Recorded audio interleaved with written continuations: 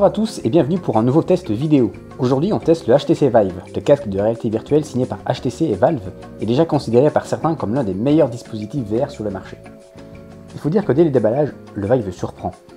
Livré dans une boîte massive, solide et doublé d'une couche de mousse protectrice, le casque ne vient pas seul puisqu'il est accompagné de 2 contrôleurs et des capteurs de position à installer dans votre aire de jeu.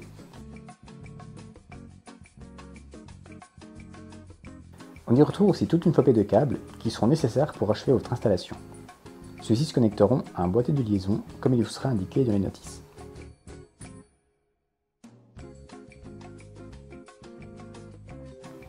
Passons aux détails maintenant, avec les contrôleurs. Ces manettes sont chacune dotées de 24 capteurs et de 6 boutons, tous assez facilement accessibles. On y retrouve une gâchette, 2 boutons de préhension de chaque côté du manche, et un pad analogique, souvent utilisé pour les déplacements. Enfin, un bouton menu et un bouton système qui vous permettra de naviguer dans l'interface SteamVR.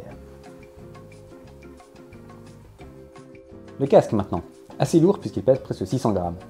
Comme on le voit, il intègre sa propre caméra, un autre bouton système et une molette utile pour régler la distance entre les lentilles et s'adapter à la vue de chacun. Globalement, le casque est de très bonne qualité, mais on déplore cruellement la présence de câbles qui lui sont rattachés. En effet, il est impossible de se déplacer sans se prendre les pieds dans les 5 mètres de câble. Et puis, il y a les stations de base. Ces petits cubes feront office de capteurs de position lors de vos mouvements.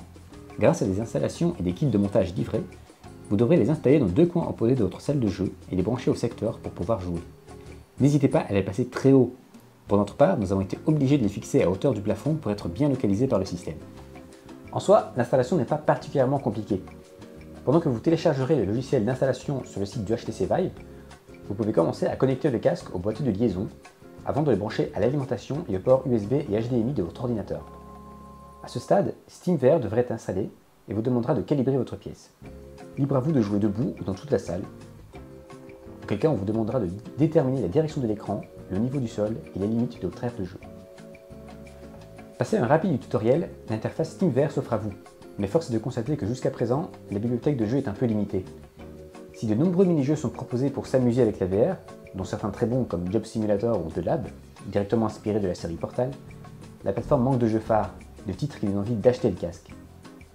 Pour rappel, celui-ci coûte quand même 1000 €, c'est 300 plus que l'Oculus, son principal concurrent, qui offre une qualité d'image à peu près équivalente.